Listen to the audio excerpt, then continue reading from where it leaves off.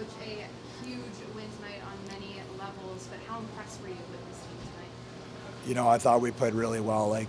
One thing I was super impressed with was the crowd. Wow, unbelievable. Our fans are outstanding to come out. I don't know what the exact numbers were, but I heard before the game it was like 17. It was pushing to be full. So having them there, especially when the game's tight, it just really makes a big difference. But, so granted, nice being at home.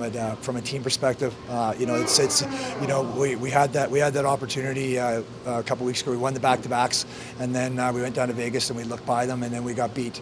And so, for us, I think it's super important that, I said tonight, we got a big win in Colorado. You guys earned it.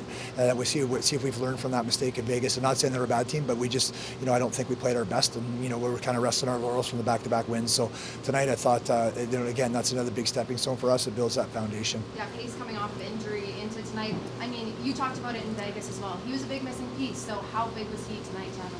Well, you've seen look at our power play. When the game was tight, it was 7 power plays to 1 at one point, and I thought the referees did an outstanding job. I thought we deserved all the penalties, but I thought there was a couple that could have went the other way. And they're calling Cookie, and they had to call Churchy because he greased our guy over there, and then Messenger just threw a guy down. So I thought the calls were good on the ref side, but our power play, we made them pay. When you got an extra right shot there, and then just not Jesse, not the other guys haven't been great, but just you can't cover 2 guys, and Tyler's got such a great shot. So makes our power play better, makes all the right-handers better, just makes our team better in general. I know you probably shrug this off, but you go past Chris Hall and the all-time wins those two. What does that mean to you? Again, it's like when you play, you look back at it when you're done coaching, and it's a special thing. But right now, it's for me, especially Chris Hall, he's a special man, and he was one of the best coaches that ever coached the game of lacrosse. So to be mentioned in the same sentence as him is pretty special and heartwarming. And but for me, it's about trying to be successful at the end of the season and win your last game. But that's nice. But when it's all over, I'll probably reflect on stuff like that. There's a lot of coaches out there who are going to be envy of you having this kind of a team that works this hard all the time. It's a special group. You've said that before.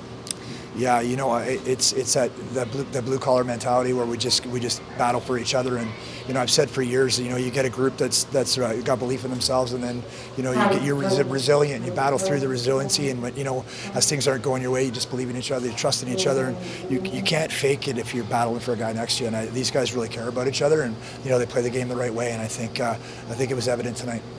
After Tyler, what would be your feedback for Mike Ward to the trade deadline on Monday? I don't know.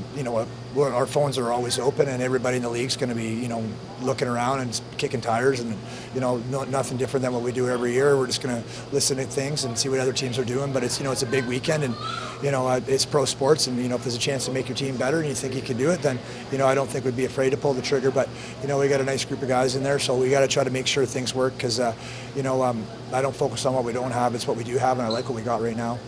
Going back to Tyler, can you give us an idea of how difficult it is for a player to come off of injury and be able to slot back in and have the immediate impact rather than needing to be treated with kid gloves? Well, if you watched last year when Tyler was out of the lineup and then he came back into the lineup, he's really struggled. So I think that's a testament to him from his mental fortitude to knows when he's out and he's back in that he's actually he contributed this time because it took him a game or so to kind of find his feet last year, and this year then he stepped right back in and he contributed in a big way for our team. What do you think of the connection between him and Kinger?